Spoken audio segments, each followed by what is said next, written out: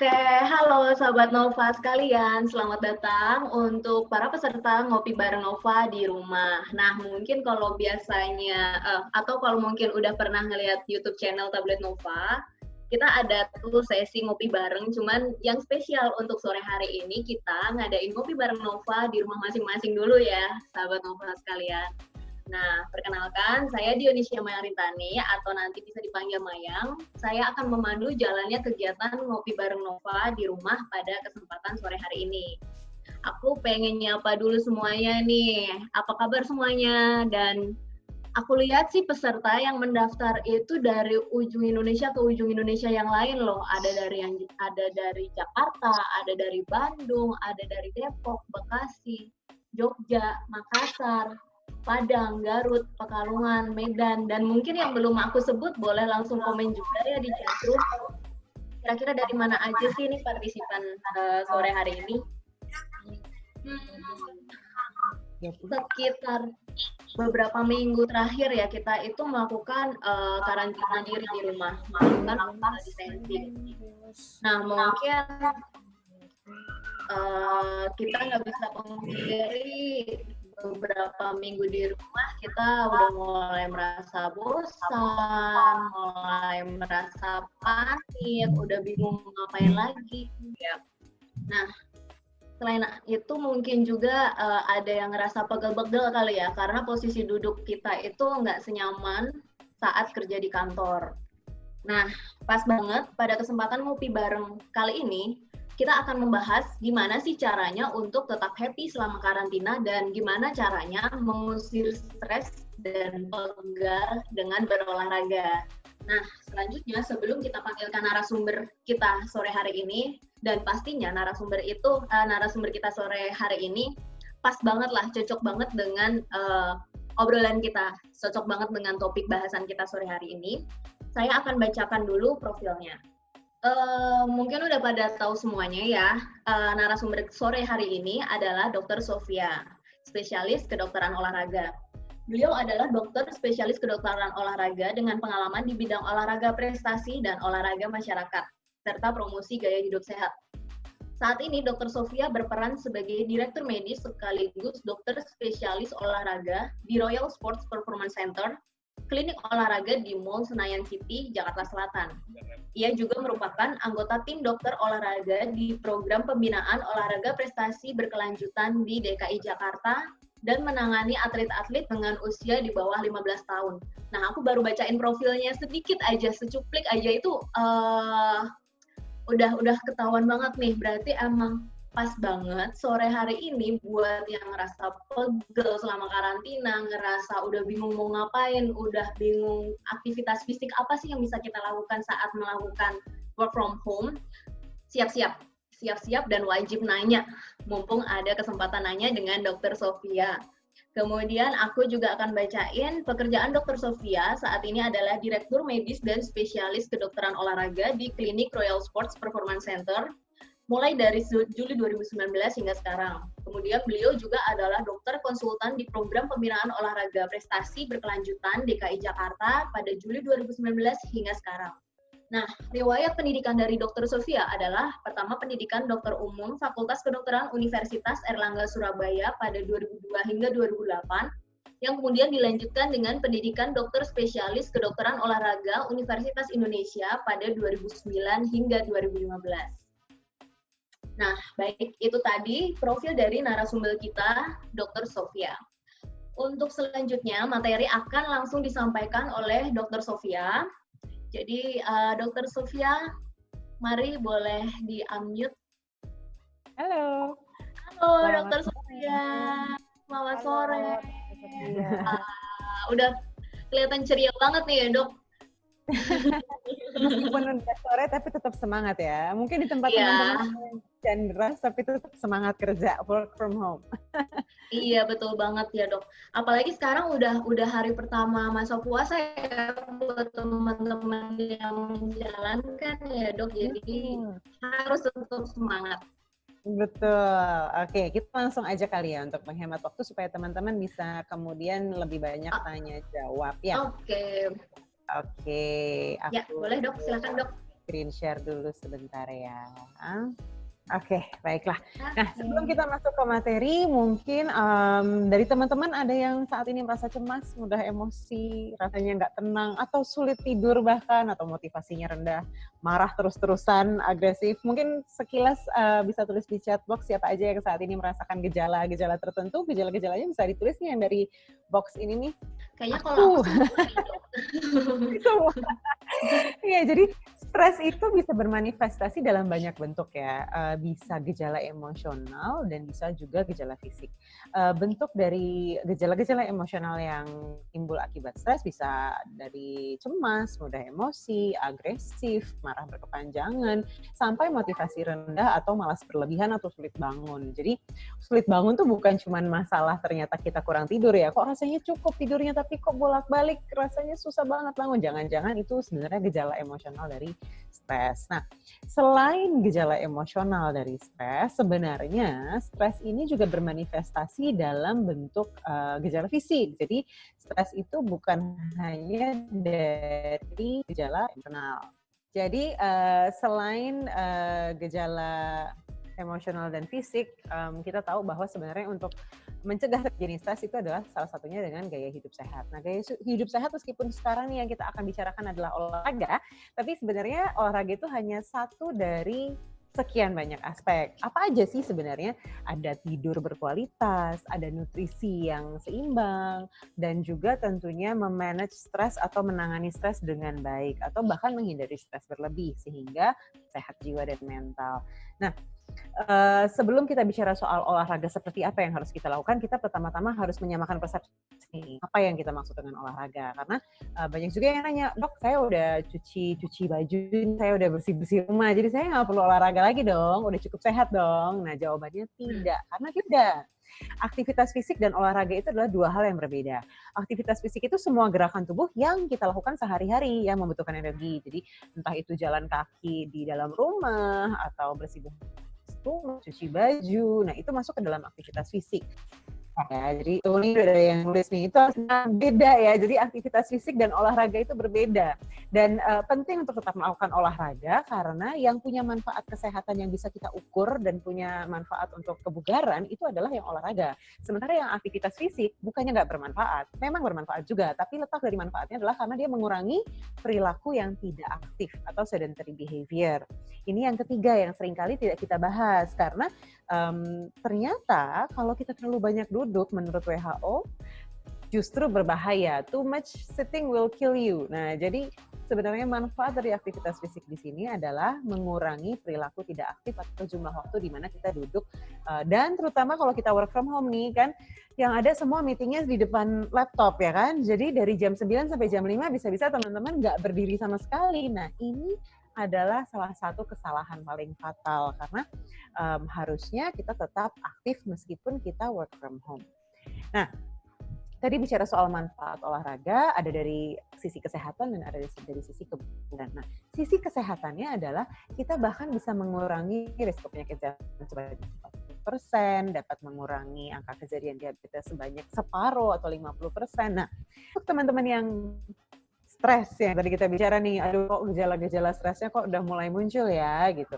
Nah, penelitian membuktikan bahwa dengan olahraga teratur sebenarnya kita dapat mengatasi depresi sebanding dengan obat-obatan atau terapi perilaku. Jadi bahkan beberapa literatur menyebutkan bahwa exercise is medicine atau olahraga itu punya manfaat seperti atau serupa obat-obatan.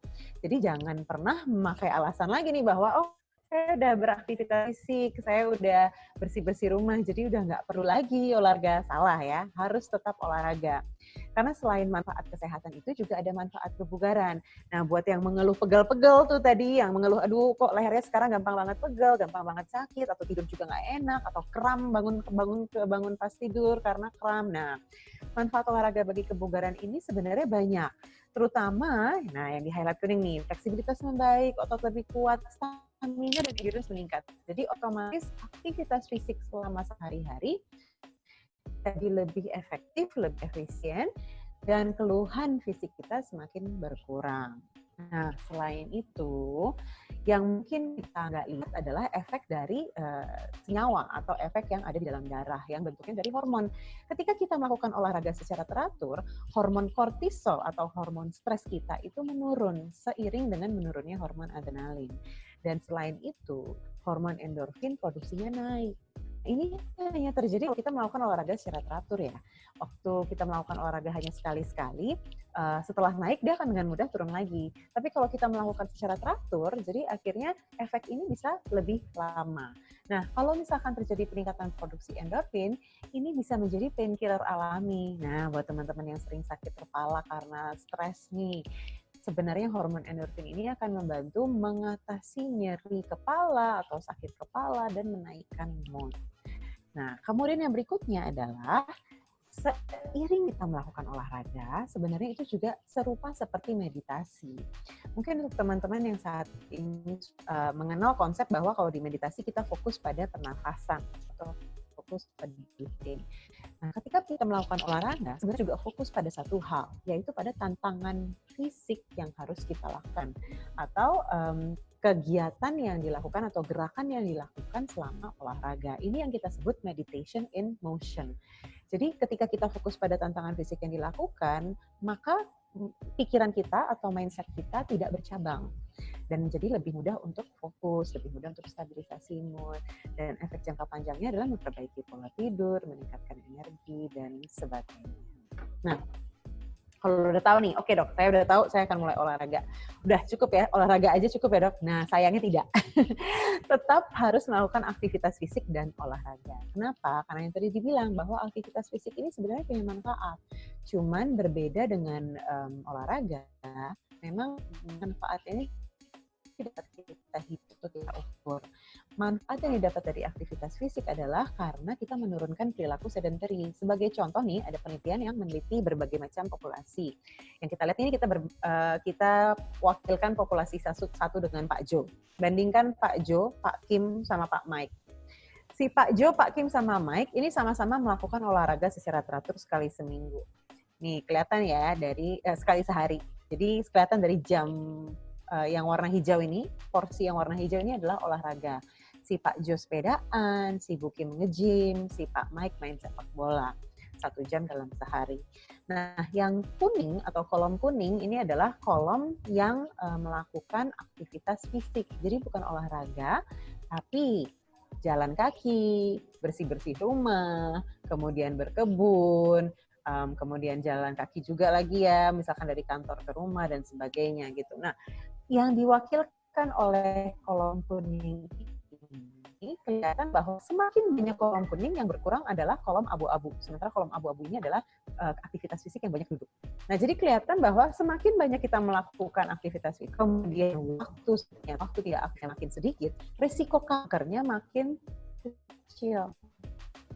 Jadi manfaat aktivitas fisik ini penting, bukan hanya berhenti di olahraga berarti. Karena kalau dibandingkan sebenarnya tiga-tiganya melakukan olahraga. Tapi yang membedakan adalah proporsi atau jumlah aktivitas fisik. Jadi jangan hentikan beres-beres rumahnya.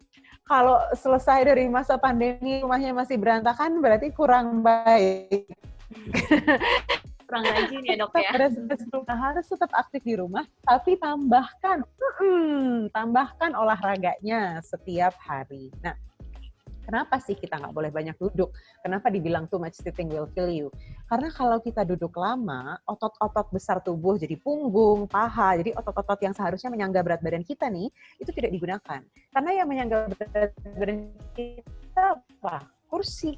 Jadi ketika kita tidak menggunakan otot-otot tubuh ini, gula dan lemak yang ada di darah tidak diabsorpsi atau tidak digunakan oleh sel. Dan itu menyebabkan penumpukan kadar gula dan kadar kolesterol di dalam darah. Jadi akhirnya resiko kesehatannya malah meningkat. Nah, ini yang menyebabkan akhirnya kalau terlalu banyak duduk, jadinya efek kesehatan tidak baik. Nah, sekarang saya akan nanti saya sudah bilang sama teman-teman Nova untuk membagikan materi pada teman-teman sehingga teman-teman nanti bisa mengisi ini di rumah. Kenapa penting untuk mengisi ini? Karena sebelum kita berolahraga di rumah kan perbedaannya gini. Kalau dulu kita olahraga dengan trainer nih atau dengan instruktur, akan ada orang yang bisa ngawasin kita. Tapi sekarang di era pandemi yang kita semua work from home ini, tentunya kita harus mengenal diri kita sendiri. Kan katanya tak kenal maka tak sayang. Ini lewat lagi, tak kenal maka tak aman. Kalau kita nggak kenal diri sendiri, kita kemana-mana gitu. Jadi ini penting sekali untuk teman-teman isi, karena kalau ada satu pertanyaan saja yang teman-teman jawab iya, artinya teman-teman punya resiko yang sedikit lebih tinggi dibandingkan populasi pada umumnya. Jadi kalau misalkan sudah pernah nyeri dada, sudah pernah kehilangan keseimbangan, dan ini semua dalam jangka waktu 1 tahun terakhir ya. Jadi kalau dalam 1 tahun terakhir ternyata punya masalah tulang atau persendian yang bertambah parah dengan aktivitas fisik, contohnya misalkan naik tangga jadi tambah sakit lututnya, atau misalkan nyeri dada dan naik turun tangga, itu teman-teman harus hati-hati, konsultasi ke dokter dulu. Bukan artinya tidak boleh olahraga, tetap boleh olahraga. Ini forum ini atau penapisan resiko ini bukan tujuannya untuk melarang teman-teman olahraga, sama sekali bukan. Tapi untuk mengenali olahraga mana yang aman dilakukan oleh teman-teman, yang mana yang tidak aman untuk dilakukan oleh teman-teman. Jadi kalau ada yang jawabannya iya, jangan lupa konsultasi dulu ke dokter. Nah, itu tadi faktor resiko secara umum. Yang ini sekarang kita bicara faktor resiko jantung, karena teman-teman sekarang makin sadar dong. Sekarang kita udah sering sekali dengar orang-orang tiba-tiba kena serangan jantung mendadak, ya kan? Nah, kita ingin menghindari ini. Jadi sekali lagi, kalau kita olahraga di rumah dan nggak ada yang ngawasin, paling penting adalah kita tahu faktor resiko kita sendiri. Dan ini adalah faktor resiko yang terkait serangan jantung. Nah, teman-teman lihat kod di bawah, yang 3 paling bawah. Tekanan darah tinggi, kadar kolesterol darah tinggi, dan kadar gula darah yang tinggi. Kalau teman-teman 2 kali periksa ternyata tekanan darahnya tinggi, itu 140/90 atau ke atas, kadar kolesterol darahnya tinggi, dan kadar gula darahnya tinggi, artinya teman-teman langsung masuk ke resiko tinggi. Ya, hati-hati. Kalau resiko tinggi ini konsekuensinya apa? Konsekuensinya tidak boleh berolahraga intensitas sedang ataupun tinggi tanpa konsultasi ke dokter. Boleh melakukan olahraga intensitas rendah, tapi kalau sudah masuk ke intensitas sedang dan tinggi harus konsultasi ke dokter dulu. Nah, sekarang itu tadi yang intensitas tinggi. Sekarang bedain yang intensitas resiko tinggi. Sekarang yang bedain resiko sedang sama resiko rendah. Dari 1, 2, 3, 4, 5, 6 kotak ini, kalau ada satu kotak yang teman-teman jawab iya, artinya teman-teman masuk ke resiko rendah. Tapi kalau dari 6 kotak ini teman-teman menjawab di 2 atau lebih kotak, maka teman-teman masuk ke resiko intensitas sedang. Jadi contoh, misalkan saya perempuan di bawah 55 tahun, tidak ada riwayat penyakit jantung atau stroke dalam keluarga, tidak merokok, tapi saya tingkat aktivitas fisiknya sedentary. Sedentary ini artinya apa? Sedentary ini artinya tidak berolahraga sama sekali. Rendah itu artinya berolahraga paling sekali seminggu. Sedang itu berolahraga 2-3 kali seminggu. Tinggi itu lebih dari 3 kali seminggu. Nah, kalau teman-teman masuk ke kategori sedentary atau rendah, berarti artinya dicentang 1. Kemudian BMI-nya ternyata obesitas, berarti centang 2. Terus untuk perempuan, ternyata saya lingkar pinggangnya di atas 80 cm, berarti 3. Nah, kalau udah 3 yang positif, berarti masuk ke faktor resiko sedang.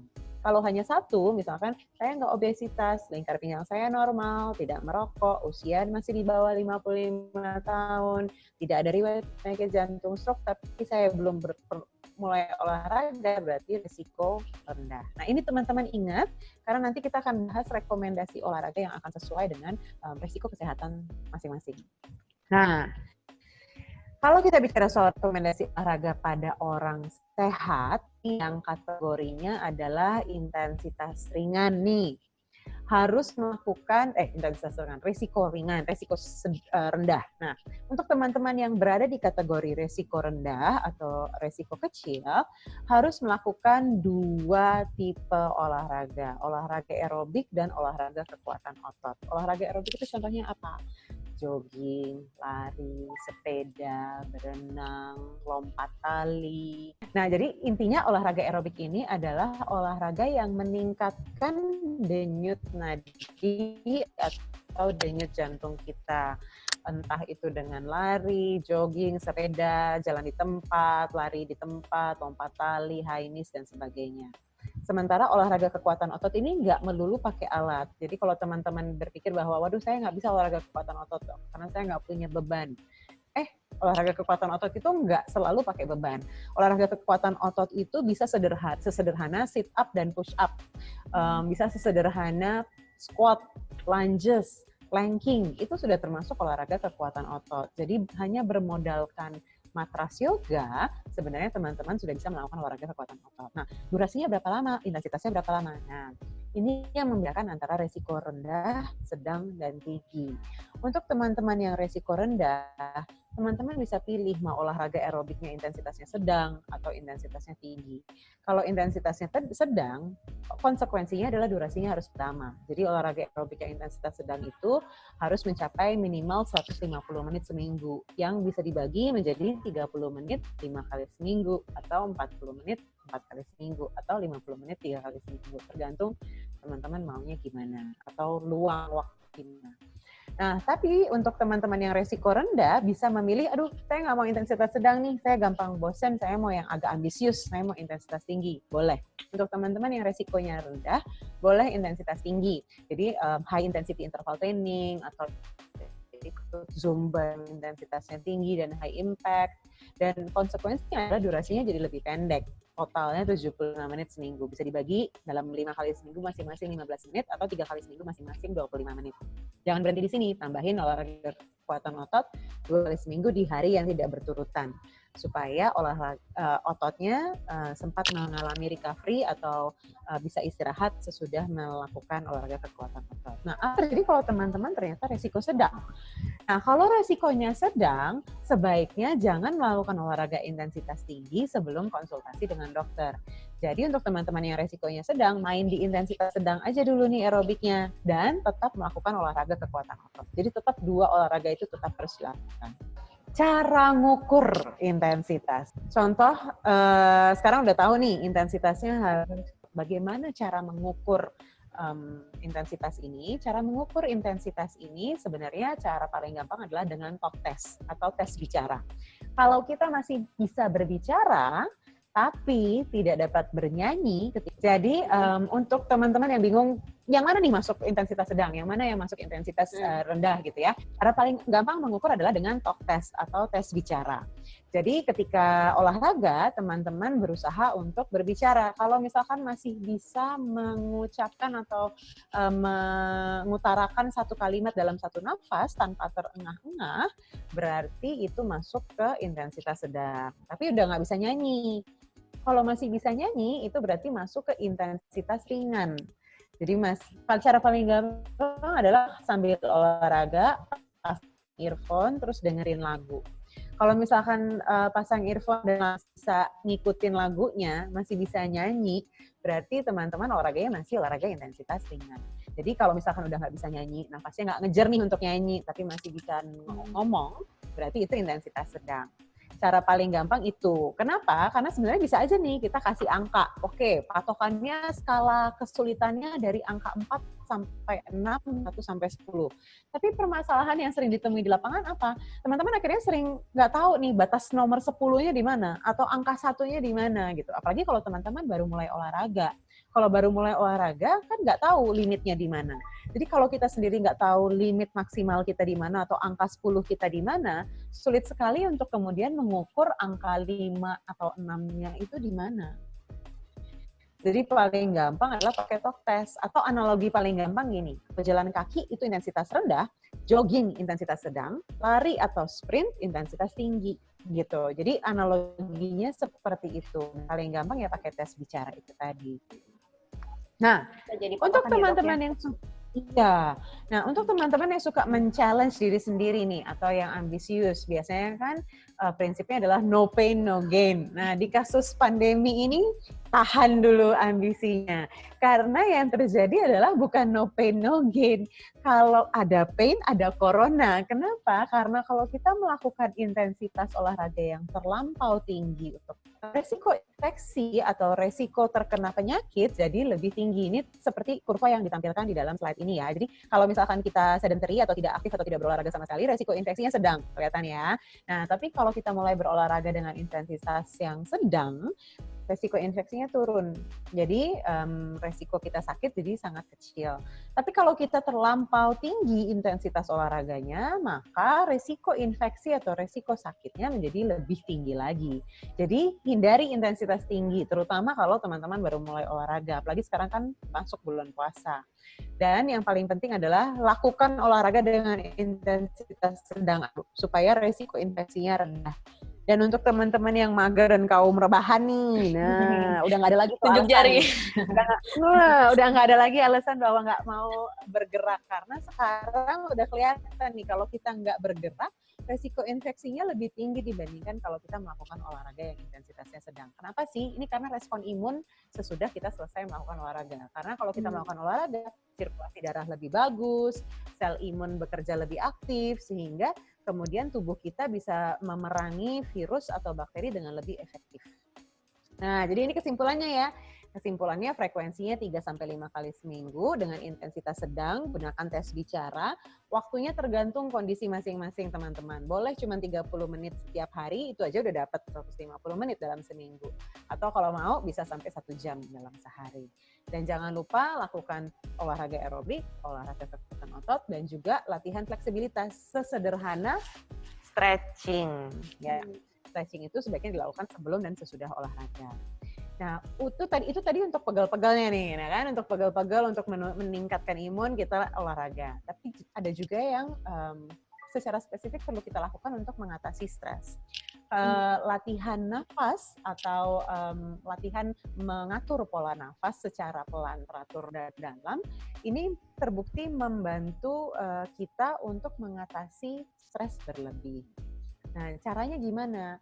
Cara paling gampang adalah nafas 478. Ada yang pernah dengar 478? Nah, 478 ini artinya kita inhale atau tarik nafas hitungan 4. Terus tahan 7 hitungan. Exhale 8 hitungan.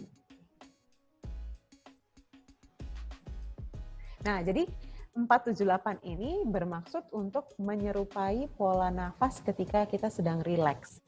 Sehingga kalau kita melakukan nafas 478 ini, secara sadar kita meriset pola nafas kita sehingga lebih pelan, lebih teratur, lebih dalam, supaya kemudian hormon kortisol atau hormon stres kita secara aktif turun. Nah, itu bisa dicapai dengan latihan nafas.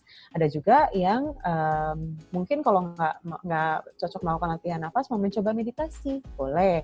Teman-teman juga bisa mencoba meditasi dan melakukan meditasi sekali sehari, fokus pada pernafasan, nggak harus ikutin 478, yang penting memperhatikan pola nafas kita, sehingga kita lebih sadar terhadap pola nafas kita. Juga yang namanya progressive muscular relaxation. Jadi ini proses kita seperti stretching, tapi tanpa melakukan stretching secara aktif.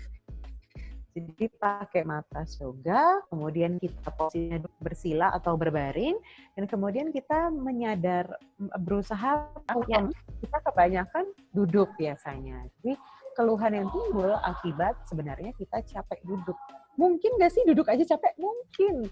Karena sebenarnya dengan duduk kita tidak mengaktifasi otot-otot kita.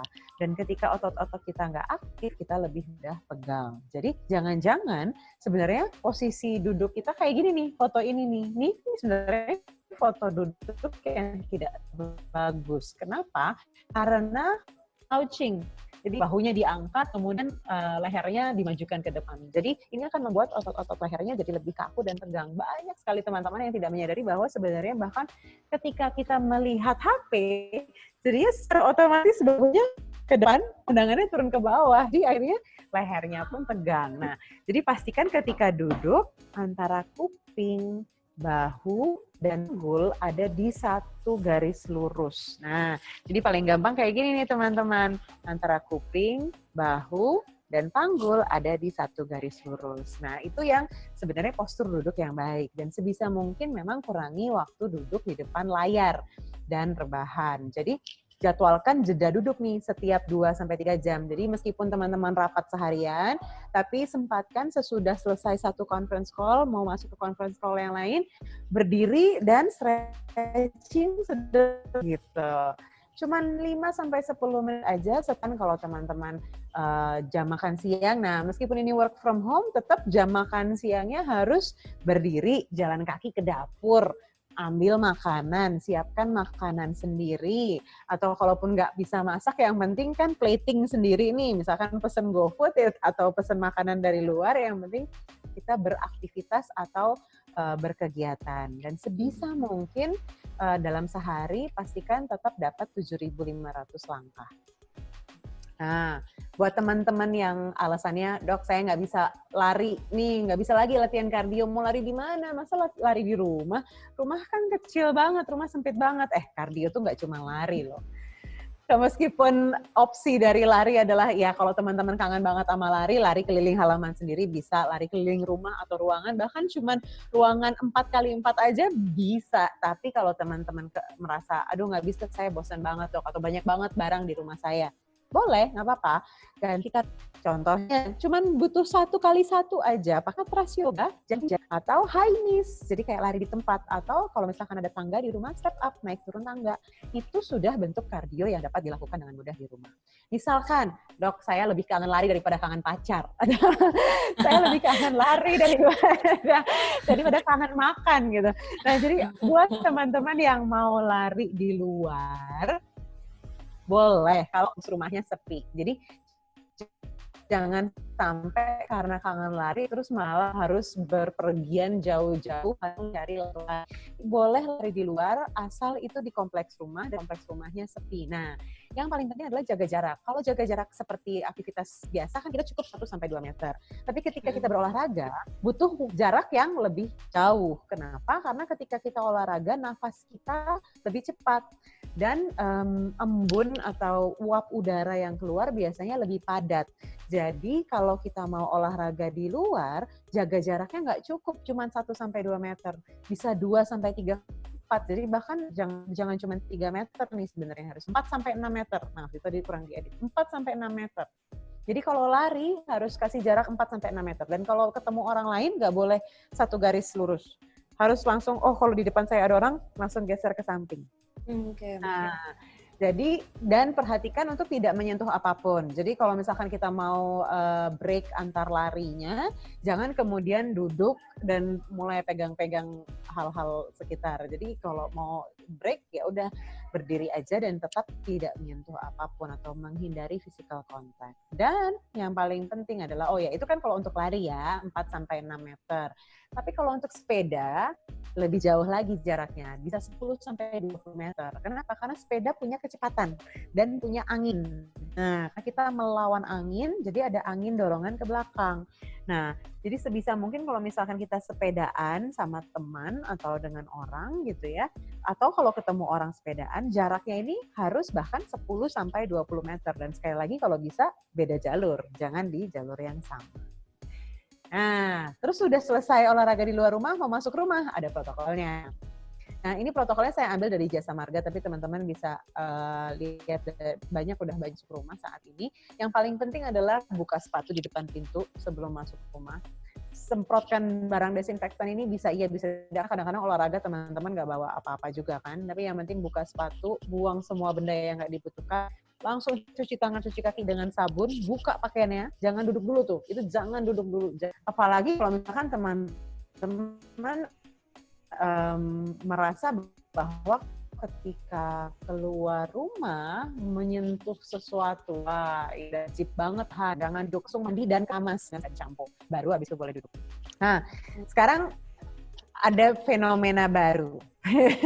Fenomena barunya adalah teman-teman jadi pikir bahwa aku udah mulai bosan di rumah, aku mau olahraga, tapi takut keluar rumah, jadi akhirnya olahraga pakai masker.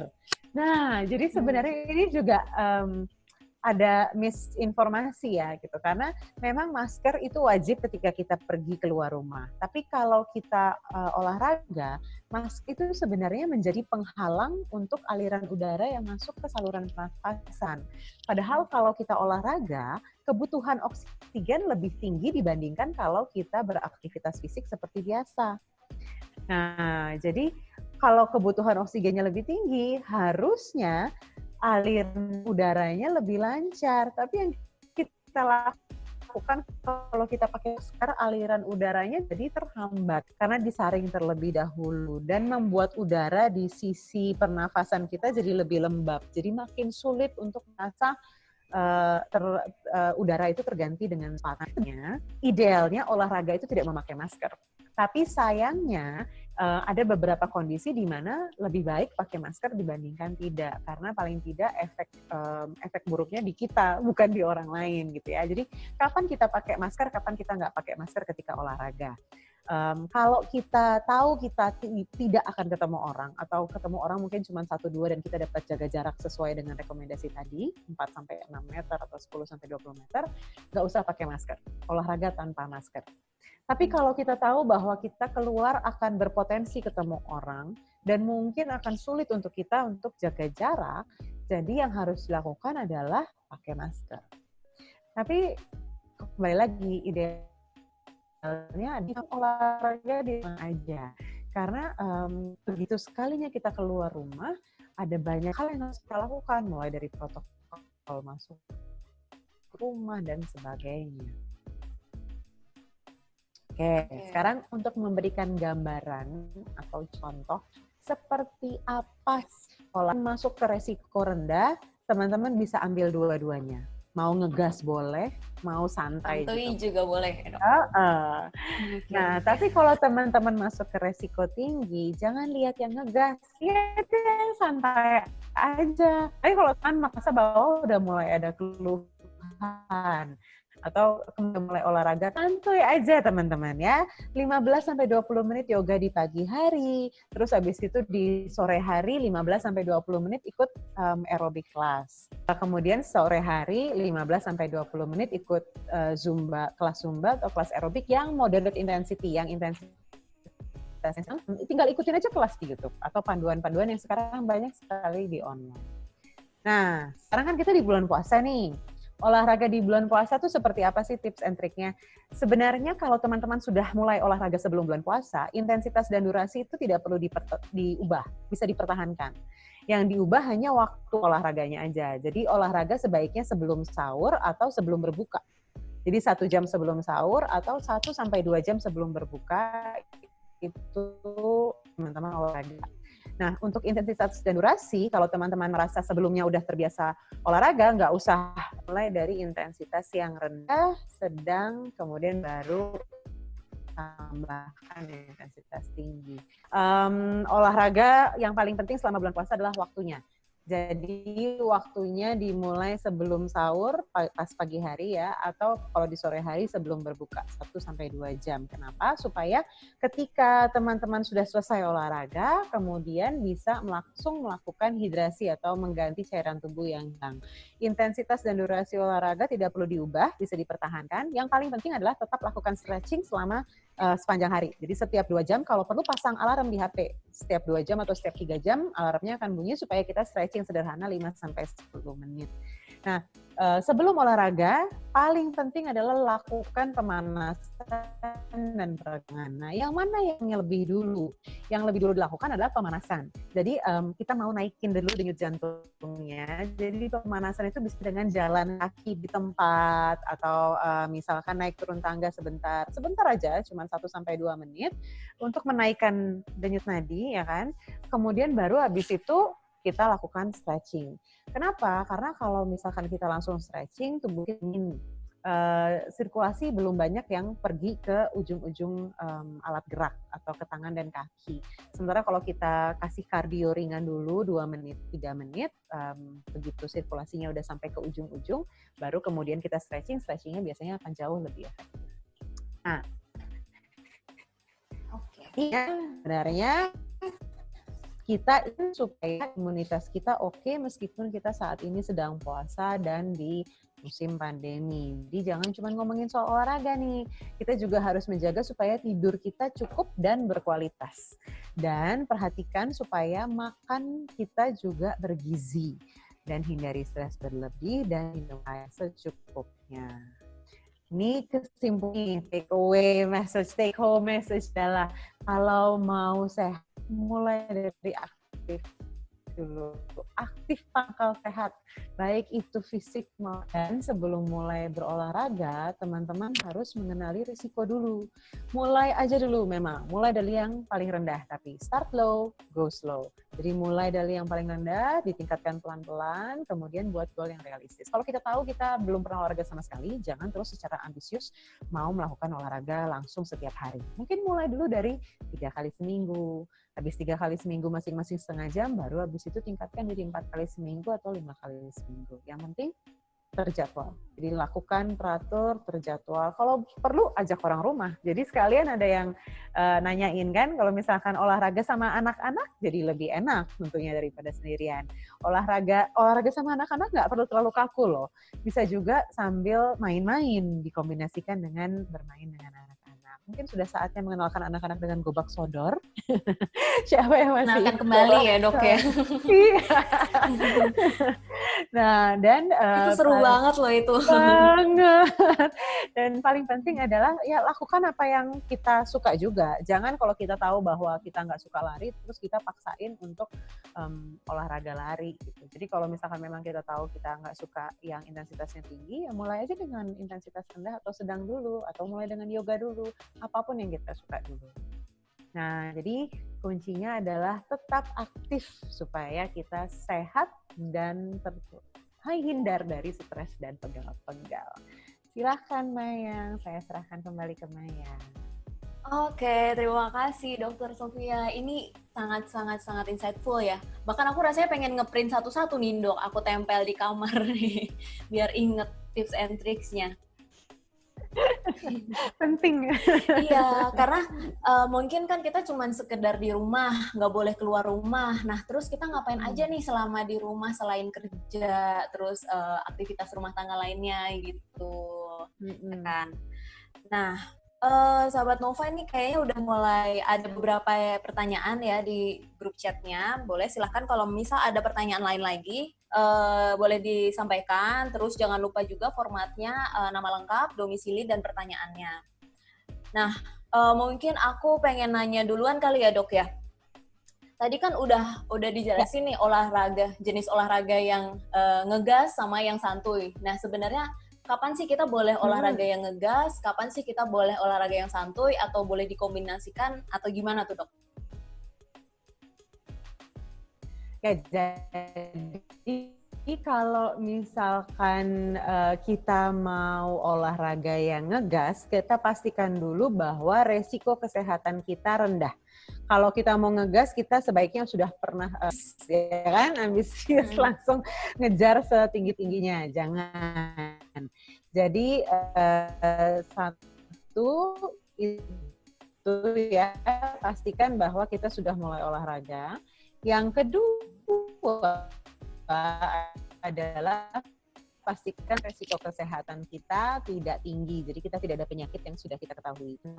Sekitar sebulan 2 bulan yang lalu, tinggal ditambahkan. Jadi boleh nih, ini saat yang pas untuk ngegas. Karena udah ada landasannya, udah ada fondasi yang baik dan benar, kita tinggal ngegas. Tapi kalau teman-teman tahu ini baru mulai olahraga, baru mulai coba-coba, terus atau udah mulai olahraga sih, tapi saya ada diabetes, atau saya ada tekanan darah tinggi. Nah, jadi mulai dari yang santuy aja dulu. Santuy dulu, baru abis itu kalau misalkan sudah terbiasa 1-2 bulan, baru boleh ngegas. Gitu. Oke, berarti tadi kita bisa isi yang form di awal tadi itu ya dok ya, untuk resiko kesehatannya gitu. Betul.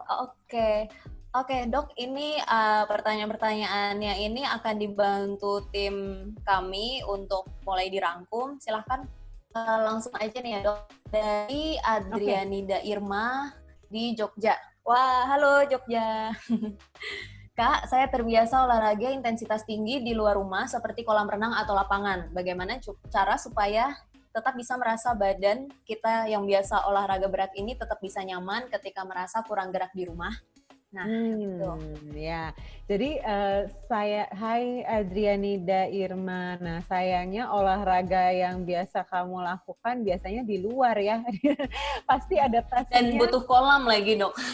Iya, adaptasinya pasti luar biasa nih saat ini karena akhirnya memang jadi kurang gerak di rumah. Nah, cara yang paling sederhana adalah melakukan yang namanya HIIT atau HIIT, High Intensity Interval Training. Jadi untuk teman-teman yang terbiasa olahraga intensitas tinggi, yang sekarang perlu dilakukan adalah melakukan olahraga intensitas tinggi itu tetap di rumah. Nah, contohnya apa? Circuit training. Jadi kita bikin masing-masing kombinasi masing-masing gerakan. Jadi contohnya misalkan high knees 30 detik, habis itu istirahat 15 detik, habis itu jumping jacks 30 detik, istirahat 15 detik, habis itu squat 30 detik, istirahat 15 detik, habis itu lunges 30 detik. Nah, itu dilakukan serangkaian gerakan selama kurang lebih sekitar 10 menit aja, itu udah masuk ke olahraga intensitas tinggi.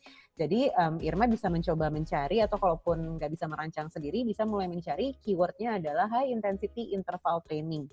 Bisa mengikuti kelas-kelas di YouTube atau kelas-kelas online lainnya yang intinya mengajarkan high intensity interval training, dan ikuti itu di rumah.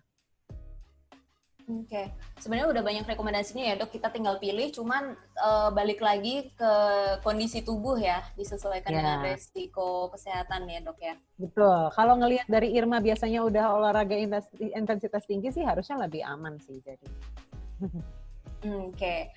Oke, mungkin lanjut ya untuk Adrianida Irma, mungkin kalau misalnya ada pertanyaan lanjutan nanti bisa disampaikan di grup chat lagi. Kemudian lanjut untuk Dwi dari Jogja juga nih.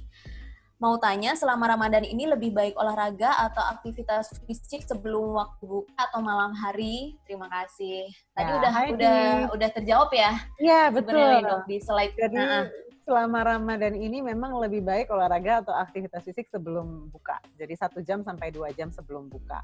Apakah boleh malam hari? Ini juga pertanyaan yang biasanya sering. Apakah boleh kalau olahraga malam hari? Boleh, tapi dengan syarat tidak mengganggu pola tidur. Karena kan kita tetap tujuannya adalah supaya dapat jam tidur yang cukup ya, sekitar 7 jam sampai 8 jam. Nah kalau kita olahraga malam hari, kita nggak boleh langsung tidur karena harus kasih jeda waktu 1 jam sebelum tidur. Kenapa? Karena denyut nadi untuk jatuh ke fase recovery. Jadi kan kalau pas lari atau pas olahraga, kita denyut nadinya pasti naik. Nah kemudian sesudah selesai olahraga, itu tubuh butuh waktu untuk kemudian mengembalikan ke fase tubuh yang normal atau istirahat. Nah itu biasanya butuh waktu 1 jam. Jadi kalau kita mulai olahraga sesudah buka atau sesudah makan, pastikan kasih jeda waktu 1 jam juga. Karena kita nggak mau perutnya pas lagi mencerna makanan, terus langsung kita bawa untuk olahraga. Jadi kasih jeda waktu 1 jam sesudah makan, dan harus berhenti olahraga 1 jam sebelum tidur. Tinggal disesuaikan aja, mungkin nggak. Kalau nggak mungkin ya berarti mendingan 1-2 jam sebelum berbuka. Oke, itu harus dicatat kayaknya dok, dicatat, ditempelin juga di tembok, biar ingat terus ya. Kemudian pertanyaan berikutnya dari Kak Ika di Depok, cara olahraga paling baik ketika berpuasa dan di rumah aja, terus baiknya pagi atau menjelang berbuka. Nah kalau waktunya udah terjawab tadi ya, mungkin tinggal cara olahraganya aja itu gimana ya dok? Ya, jadi cara olahraganya sebenarnya nggak usah mikir yang macam-macam ya, karena saya tahu kebanyakan teman-teman mungkin belum familiar dengan merancang desain olahraga sendiri, kecuali kalau teman-teman yang udah biasa olahraga. Jadi paling gampang adalah cari kelas online dan cari yang intensitasnya sedang. Jadi keywordnya adalah moderate intensity, harus melakukan kombinasi antara cardio atau aerobic exercise dan kekuatan otot. Jadi bisa juga teman-teman cari misalkan dance class yang moderate intensity atau aerobic class yang moderate intensity, kemudian ditambahkan dengan beberapa gerakan kekuatan otot seperti sit up, push up, squat, sama lunges.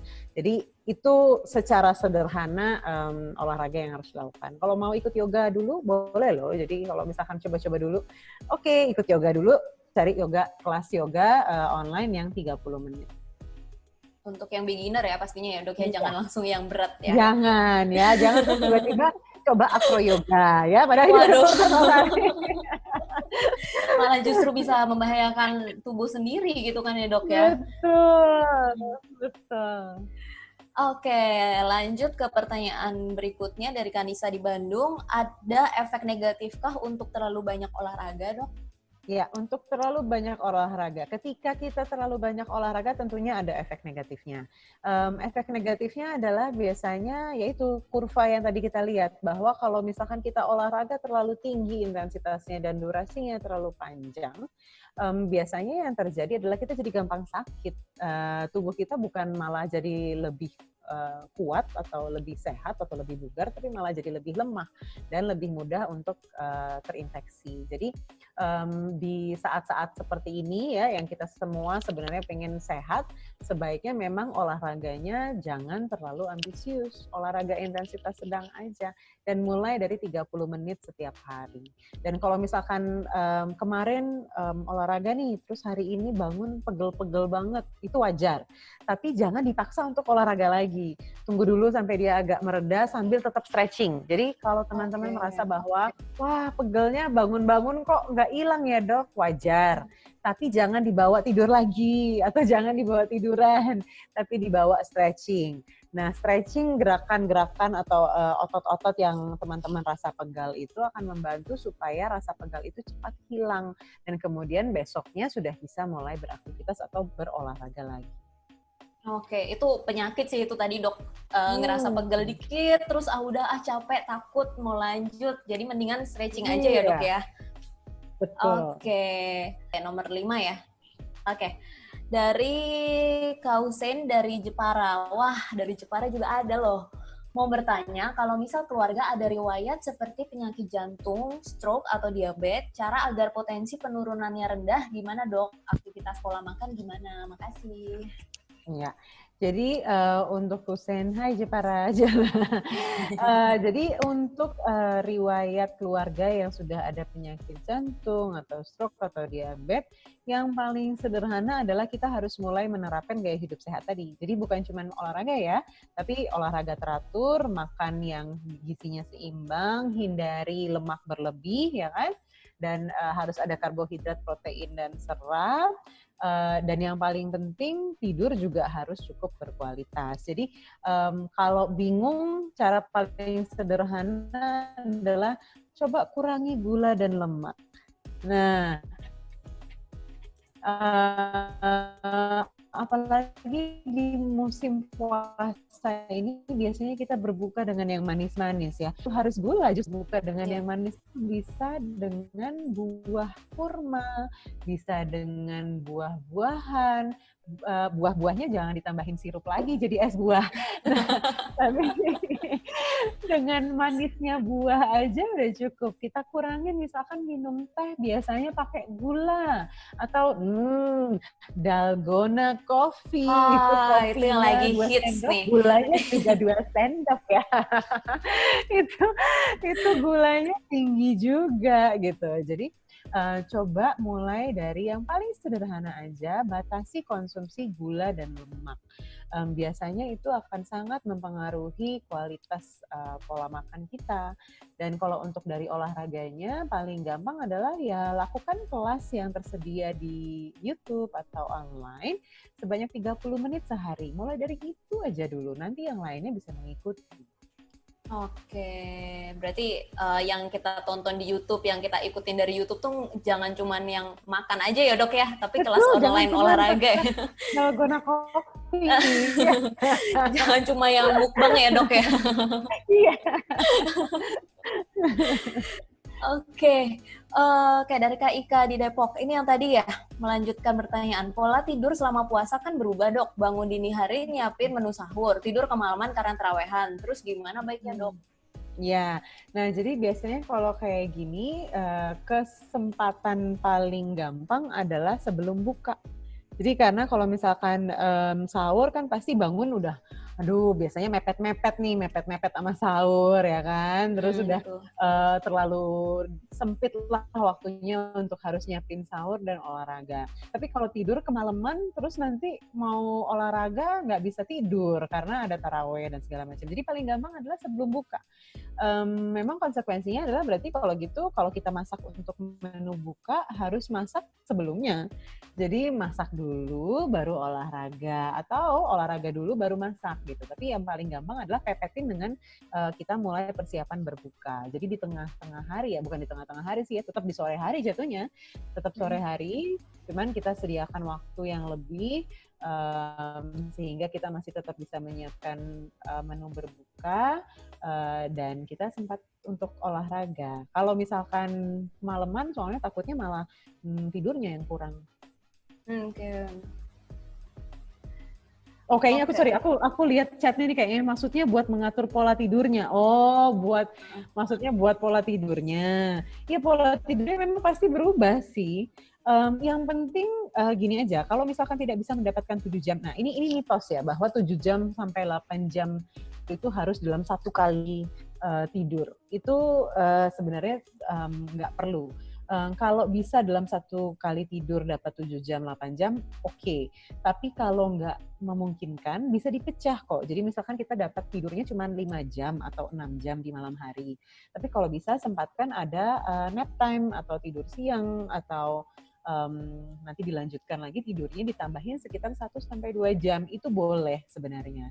Jadi kalau misalkan memang memungkinkan, karena sekarang work from home ya kan, nggak ada kendala untuk kemudian bisa memecah jam tidur sehingga tetap tapi dipecah jadi 2. Oke, bisa dibagi jadi 2 gitu ya? Iya. Oke. Dok, kalau aku ngelihat waktunya, ini sebenarnya sebentar lagi mungkin teman-teman juga udah pada mulai menyiapkan untuk berbuka ya. Jadi ini masih ada pertanyaan terakhir ya, 1 ya. Ada dari Sandra dan 1 lagi dari Kak Pudia Indika dari Padang. Nah, ini mungkin aku kasih kesempatan untuk dijawab pertanyaannya lewat email aja nanti ya, Dok ya. Oh, lewat Instagram aja kali ya, di DM aja. Takutnya kalau di email lama nanti balasnya. Mendingan lewat Instagram aja. Oke, bisa tetap hubungin dokter di Instagram ya. Terus teman-teman sekalian nih bisa dicatat atau boleh langsung dicari nih di Instagram, langsung di-follow biar nggak hilang nih nama dokter nih. Oke, Dok, tadi boleh diceritain lagi, Dok, kalau praktiknya di mana aja, Dok? Oh ya, saya sehari-harinya ada di Royal Sport Center di Senayan City Mall di Jakarta. Dan bisa ditemui hampir setiap hari, dan kalaupun di masa ini kita membuka konsultasi online ya, jadi untuk teman-teman yang di luar Jakarta pun bisa menghubungi Royal Sport Center untuk mengatur jadwal konsultasi online. Bukan hanya ada dokter olahraga, tapi juga ada ahli gizi dan juga ada psikolog. Jadi kalau kita juga akan buka kelas yoga online. Jadi kalau teman-teman mau ikut kelas yoga online, jangan lupa di-follow Royal Sport Center-nya, nanti akan ada informasi-informasi terkait kegiatan-kegiatan atau aktivitas-aktivitas online. Oke, pas banget ya, Dok, sama pembahasan tadi. Kita jangan cuma nonton yang lain-lain, tapi juga cari tips lah gimana caranya biar kita tetap bisa beraktivitas fisik selama di rumah aja gitu ya, Dok. Nah, mohon maaf banget nih buat sahabat Nova, masih ada pertanyaan, mungkin masih ada yang penasaran dan belum terjawab, mungkin nanti bisa langsung kontak ke Dr. Sofia lewat DM Instagram supaya lebih cepat dibalas ya, Dok ya. Terus mungkin kalau misal butuh informasi-informasi lain di luar dunia kesehatan, di luar dunia kebugaran, atau juga pengen tahu informasi-informasi lain soal dunia perempuan, dunia seleb, boleh juga sahabat Nova untuk pantengin di website nova.id. Kemudian juga boleh juga jangan sampai ketinggalan informasi-informasi terbaru lewat tabloid Nova. Lalu cek-cek juga YouTube channel kita, karena kita akan selalu membagikan informasi-informasi yang terkini dan tentunya relate dengan dunia kita saat ini. Nah, Dok, terima kasih banyak, Dok, untuk sharingnya di sore hari ini. Sangat-sangat bermanfaat buat aku pribadi. Maaf ya, tadi internetnya putus-putus, padahal kita udah sempat nyoba ya tadi untuk memastikan. Ada aja masalah teknis ya, Dok, tapi nggak apa-apa sih, Dok. Nggak apa-apa, Dok, kita kalau mungkin ada yang belum terjawab masih bisa diobrolin di luar grup ini ya, Dok ya. Nah, semoga teman-teman bisa memanfaatkan materi yang dibagi.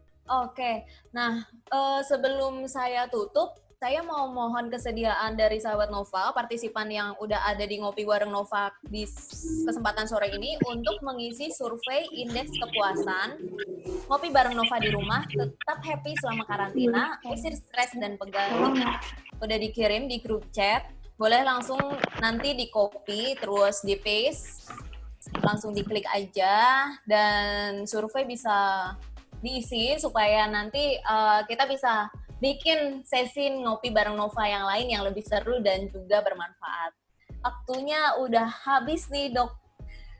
Aku mau bilang terima kasih sekali lagi ya, Dok ya. Terima kasih juga untuk sahabat Nova sekalian yang udah ngikutin jalan yang Ngopi Bareng Nova kali ini. Mungkin yang lagi puasa jadi nggak bisa ngopi sih. Tapi kita masih bisa ngobrol-ngobrol santai ya, Dok ya, dan insightful tentunya. Yang dari Jakarta, tadi ada dari Jepara juga, Padang, Garut, Pekalongan, Makassar bahkan.